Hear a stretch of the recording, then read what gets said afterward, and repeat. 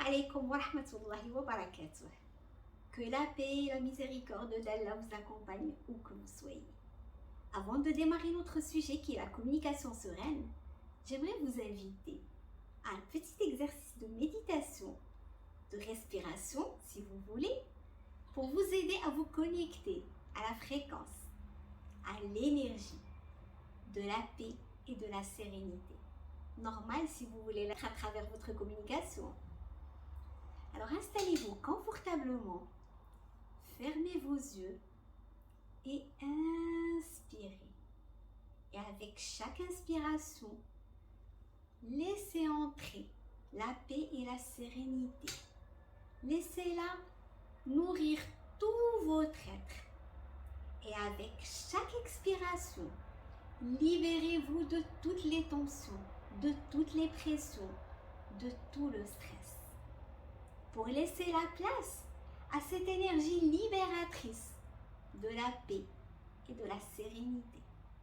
Maintenant que vous êtes bien dans votre petite bulle de sérénité, paisible et tranquille, comment faire pour préserver cet état d'être?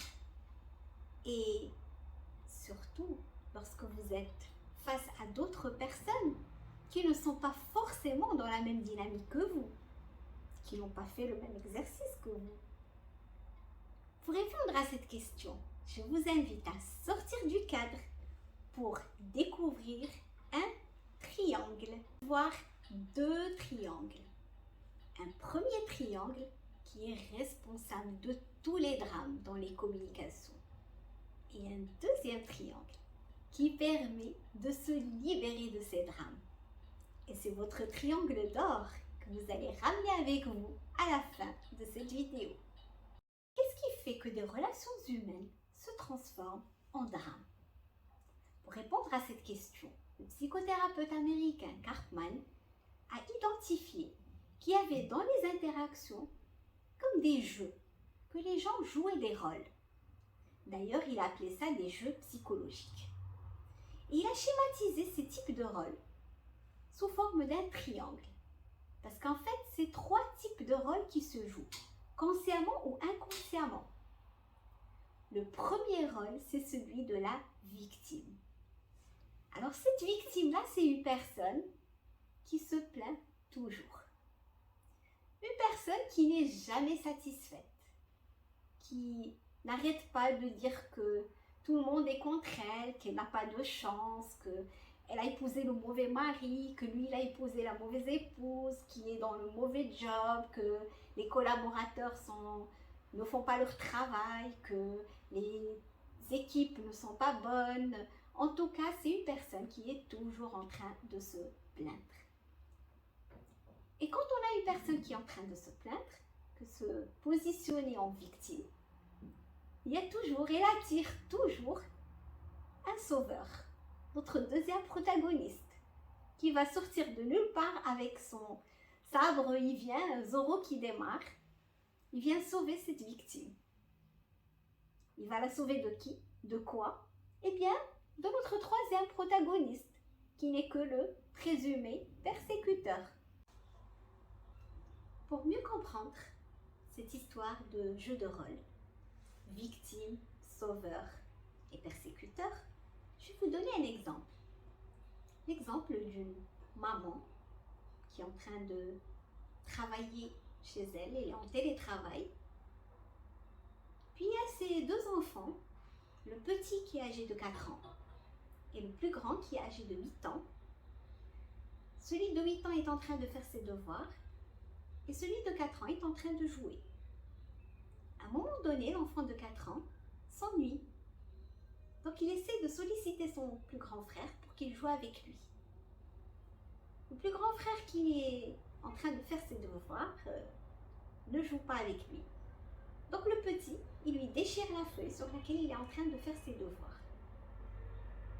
L'enfant de 8 ans s'énerve, pousse son frère de 4 ans. Alors l'enfant de 4 ans commence à pleurer. Maman sursaute, elle va voir les deux enfants, prend celui de 4 ans entre ses bras, le cajole, puis elle gronde celui de 8 ans. Tu n'as pas honte? tu es en train de faire pleurer ton petit frère, c'est pas normal. Tu es méchant. Puis elle sort. À travers cette histoire, j'ai pu identifier que déjà que les rôles n'étaient pas figés. Le sauveur n'est pas forcément un sauveur. La victime n'est pas forcément une victime. Et le persécuteur n'est pas forcément le persécuteur. Nous avons vu que le petit qui s'était initialement positionné en victime n'est pas vraiment la victime. C'est le persécuteur du grand. Puis nous avons vu la maman qui a couru pour sauver le petit. Ne l'a pas vraiment sauvé. Elle s'est transformée en persécuteur du grand. Et dans tout ça, la relation n'a pas été sauvée. Les trois ont été mal à la fin. Aucun d'eux n'était heureux. Aucun d'eux n'était dans cette paix intérieure. Donc comment faire pour sortir de ce triangle dramatique et aller vers une relation beaucoup plus saine, beaucoup plus paisible? Maintenant, je vais vous parler d'un autre Américain qui s'appelle David Emerald. Lui, il a créé The Power of Chat. C'est un acronyme de Empowerment Dynamic. Ça veut dire la dynamique des responsabilités. Où chacun, on va garder notre triangle, mais il ne sera plus un triangle dramatique, mais plutôt un triangle de solution. Parce que notre victime, qui est la personne qui initie le drame, va se transformer en créateur. C'est une personne créatrice qui va venir, qui va chercher des solutions, chercher des résultats, qui va être orienté résultat. Et plutôt que de pleurer, cet enfant va dire voilà ce que je veux. Et en exprimant ce besoin de ce que cette personne veut, plutôt que de rester dans ce qu'elle ne veut pas, elle va obtenir une aide d'une autre manière. Et cette maman qui était sauveuse, sans vraiment sauver, va se transformer en posture de coach. Et la posture de coach, c'est une posture qui nécessite de poser des questions plutôt que de donner des solutions toutes faites. Parce que cette victime initialement qui était une victime, qui est devenue créatrice, eh bien c'est une personne qui a toutes les solutions entre ses mains. Elle sait ce qu'elle veut et elle sait comment y parvenir. Elle a juste besoin d'aide pour pouvoir démêler les idées qui sont dans sa tête. Et ce persécuteur qui est un persécuteur va se transformer en challenger.